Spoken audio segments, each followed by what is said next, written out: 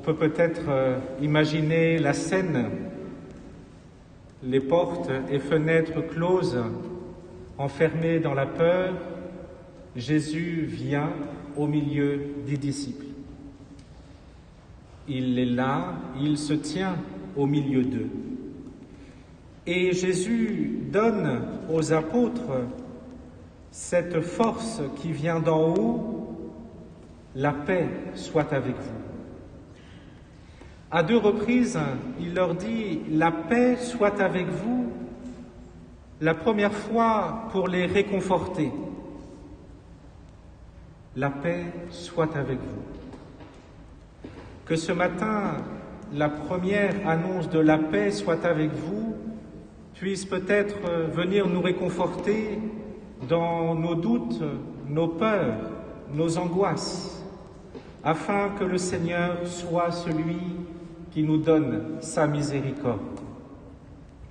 Et finalement, les disciples vont redécouvrir une plus grande joie en recevant la deuxième paix. La paix soit avec vous, c'est cette force de se rappeler qu'ils sont aimés de Dieu et qu'ils sont envoyés par lui.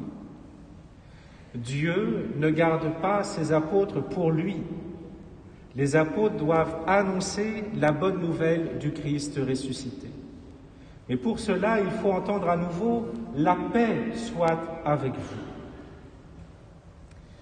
Les apôtres sont ainsi réconfortés, sont remis dans leur mandat, c'est-à-dire d'aller porter la parole de Dieu. Mais pour cela, il faut aussi une force nouvelle, recevez l'Esprit Saint. Recevez l'Esprit Saint, ils reçoivent aussi le pouvoir de lier et de délier, d'exprimer la miséricorde de Dieu, délier les corps, les cœurs et les esprits, les délier du mauvais pour qu'ils soient totalement dans l'amour de Dieu, délier toutes nos misères pour les mettre entre les mains de la miséricorde. Et c'est cela, la puissance du deuxième dimanche de Pâques, c'est ce cri de confiance de l'ensemble de l'Église, que tous ces cris de misère sont maintenant déliés dans la victoire du ressuscité, pour peu que nos misères soient déposées dans les bras et les plaies du ressuscité. Le Christ ressuscité n'apparaît pas sans ses marques. Il a toujours les marques des clous et le cœur transpercé, pour montrer qu'il n'est pas là pour annuler la souffrance, le deuil, mais qu'il lui donne une autre réponse, il lui donne une victoire. Le péché, la mort, maintenant, sont cicatrisés dans la miséricorde de Dieu. Et c'est toute la méditation de Saint Jean-Paul II. Personnellement, je pense qu'un jour, il sera docteur de l'Église. Avec tout ce qu'il a enseigné, c'est pas possible. Mais surtout, son enseignement a passé d'abord par sa propre vie en Pologne, avec tout ce qu'il a vécu. Et peut-être que vous connaissez son dernier livre témoignage qui est sorti 2 mois avant sa mort, en 2005. Son dernier livre, c'est « Mémoire et identité ». Pour moi, c'est un de ses plus beaux livres.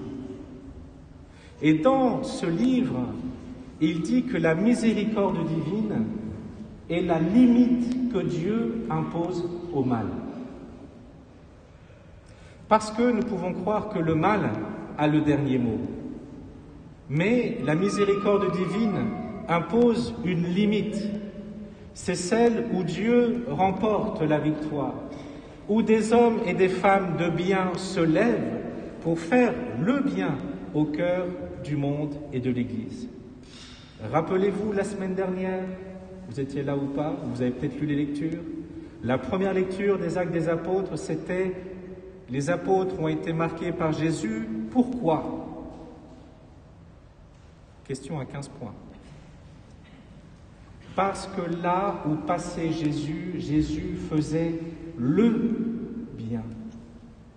Il ne faisait pas du bien, mais il faisait le bien. C'est peut-être aussi la question à nous poser. Est-ce que nous faisons du bien?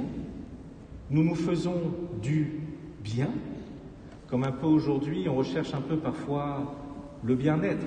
Moi, je suis surpris, par exemple, lorsque je vois des reportages où les gens sont capables de passer 1 heure avec le yoga dans des positions je ne sais pas comment, et qui sont surpris parce qu'à l'église, on va faire une génuflexion, ou on va faire tel ou tel geste pour montrer notre vénération au Seigneur. Cherchez à faire le bien. Et nous-mêmes, comme chrétiens, nous sommes appelés à faire le bien. Pas simplement à chercher à faire du bien, mais à faire le bien. Et aujourd'hui, Zach des Apôtres nous donne aussi une autre devise. C'est un seul cœur et une seule âme. Ils étaient un seul cœur et une seule âme. C'est l'unité, la bienveillance, la bonté. Même si parfois il y aura des divisions, ils tiendront et maintiendront cette devise, un seul cœur et une seule âme.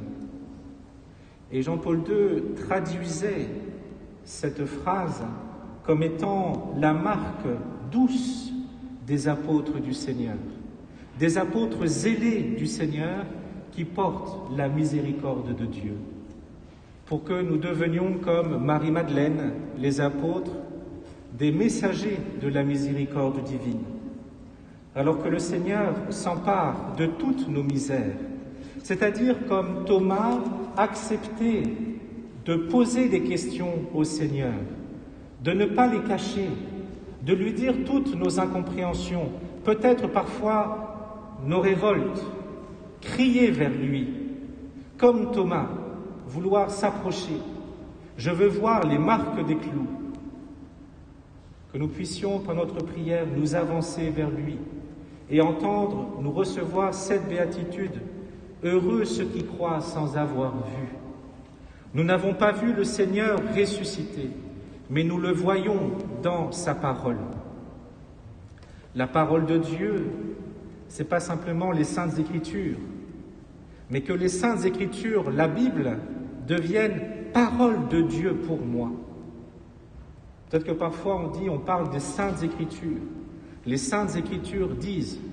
C'est la raison pour laquelle on a proposé comme itinéraire de prendre la Bible en 1 an, pour qu'en 1 année, les Écritures saintes, les Saintes Écritures, ce qui nous semble peut-être parfois incompréhensible, trop dur, trop difficile, ne restent pas les Saintes Écritures qui nous sont extérieures, mais deviennent parole de Dieu, parole de vie.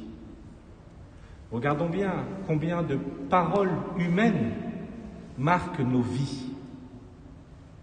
Prenons peut-être le temps cette semaine de réfléchir, quel que soit notre âge, de dire, tiens, il y a telle ou telle parole dans ma vie d'hommes et de femmes qui m'ont été dites, bonnes ou mauvaises, et qui m'ont marqué. Et on pourrait les écrire. Et dans un autre tableau, ou en face, dans une autre colonne, est-ce que nous sommes capables de dire quelle parole de Dieu nous marque, nous a marqués et me marque aujourd'hui? Car parfois nous sommes sensibles aux paroles des hommes et l'Écriture sainte ne devient pas pour nous parole de Dieu et pour moi le premier. Prions frères et sœurs bien-aimés, et c'est le cheminement de Thomas. Il va s'appuyer de plus en plus sur la parole de Jésus. Il ne va pas le regarder comme quelque chose qui lui est extérieur, mais comme quelqu'un qui marche avec lui. Comme nous le chantons pour la Vierge Marie, le chant que nous connaissons, marche avec nous, Marie. Ben c'est pareil, on pourrait dire, marche avec nous, Christ ressuscité. Tu as marché avec les disciples d'Emmaüs. Tu as marché avec Thomas. Et la fin de Thomas, ce n'est pas l'incrédulité. Parfois, on se cache derrière le proverbe pour dire « je ne crois que ce que je vois ». Et on dit ben ça, c'est Thomas qui l'a dit. Alors c'est juste, si c'est un apôtre qui l'a dit, je peux tout à fait me réfugier dans ce proverbe. Mais vous avez entendu la dernière parole de Thomas, c'est mon Seigneur et mon Dieu. Il a accepté de croire. Que nous puissions nous aussi, au souffle de la parole de Dieu, au souffle de l'Eucharistie, au souffle peut-être de la prière du chapelet, de la prière personnelle, accueillir le Christ ressuscité qui vient de sa miséricorde guérir toutes nos blessures, toutes nos misères. Prenons vraiment avec force cette finale de l'Évangile. Tout ceci a été écrit pour que vous croyiez que Jésus est le Christ, le Fils de Dieu. Oui, il est vraiment ressuscité. Amen. Alléluia.